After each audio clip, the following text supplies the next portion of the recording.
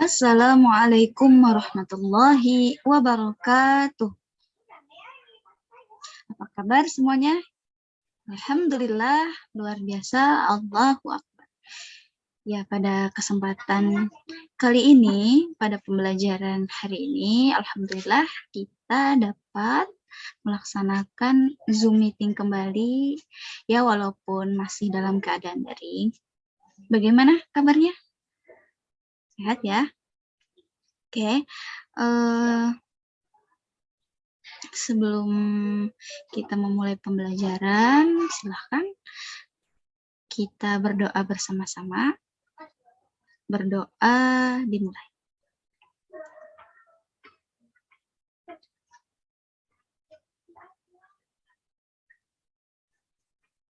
Berdoa selesai. Oke, sebelum masuk ke pembelajaran, Ibu akan menginformasikan tema apa yang akan kita bahas pada pembelajaran hari ini. Ya, ada yang tahu? Ya, tema yang akan kita pelajari pada pagi hari ini yaitu tema 8 tentang lingkungan sahabat kita.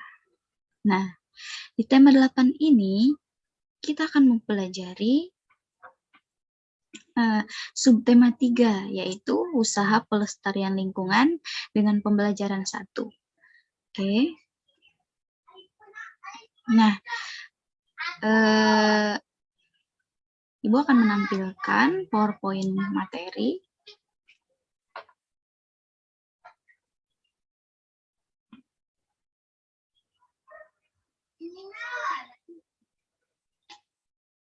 Nah, tolong dilihat ya, pada kegiatan tersebut, apa yang dilakukan pada gambar ini?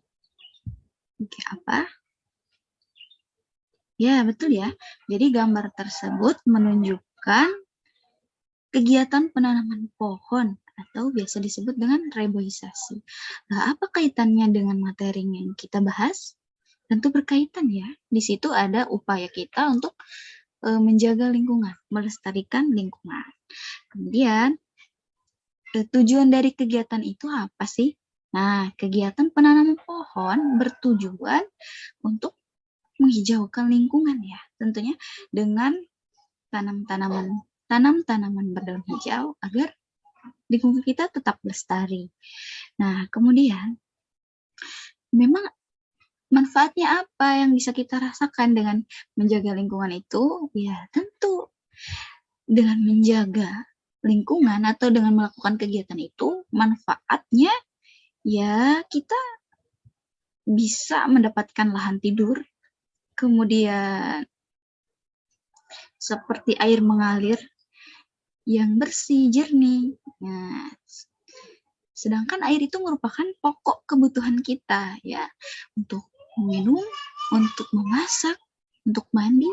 Nah, bahkan untuk syarat-syarat air tersendiri itu merupakan suatu kebutuhan yang amat penting. Misal, air itu tidak bau, tidak berasa, jernih, dan mengandung zat-zat yang berbahaya. Nah, itulah ya usaha pelestarian lingkungan ini. Nah, sebagai tambahan, jadi Ibu akan membahas tentang air soda. Kalian tahu air soda atau air yang berbusa? Nah, itu air mengakibatkan apa? Contoh kita mencuci pakaian menggunakan air sabun, air busa.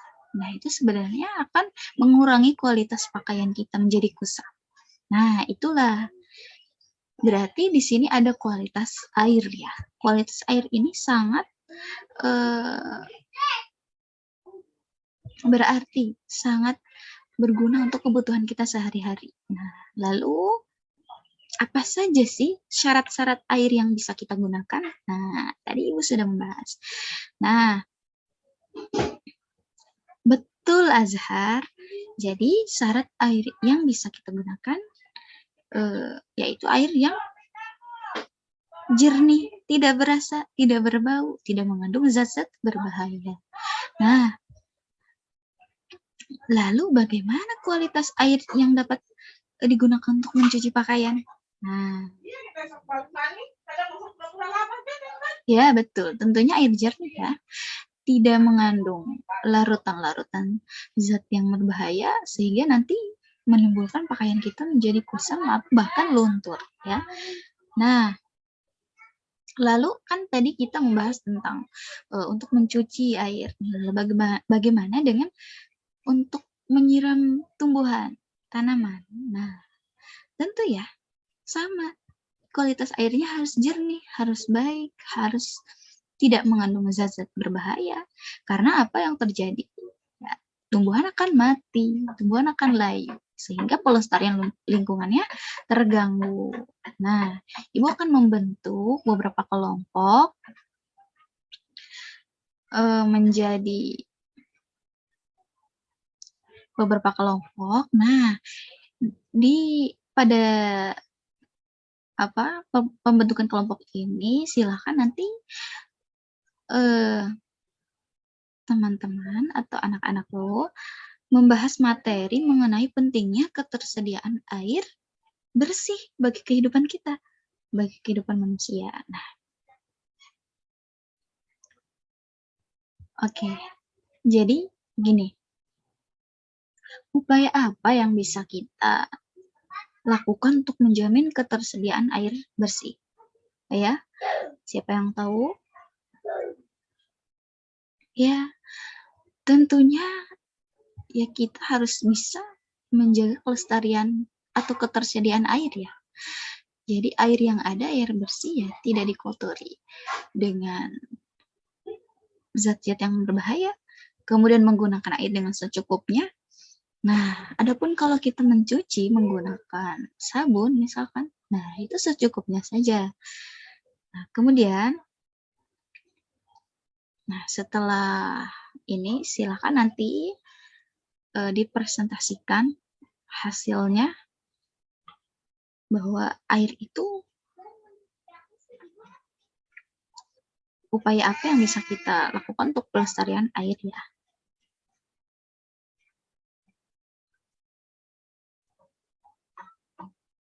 Ya oke, anak-anakku, kita sudah sampai pada penghujung pembelajaran. Nah, yang kita bahas pada pagi hari ini yaitu kita membahas tentang tema 8, lingkungan sahabat kita. Kemudian subtema 3, usaha pelestarian lingkungan, dan pada pembelajaran 1 ini kita sedang mengkaji tentang kualitas air ya. Syarat-syarat air bersih yang bisa kita gunakan untuk kehidupan sehari-hari. Nah, seperti tadi, air tidak berbau, tidak berasa, tidak mengandung zat-zat yang berbahaya. Nah, upaya-upayanya ya bisa kita lakukan dengan menjaga ketersediaan air itu. Oke. Nah, itu silahkan setelah ini nanti Ibu akan mengirimkan lembar kerja siswa atau evaluasi pembelajaran di WA group ya, WhatsApp group. Silakan kalian mengerjakan dengan baik, dengan cermat. Lalu Ibu akan mengirimkan Google Form. Kalian bisa masukkan dokumen yang sudah kalian kerjakan, evaluasi pembelajarannya. Demikian pembelajaran hari ini. Ibu tutup. Assalamualaikum warahmatullahi wabarakatuh.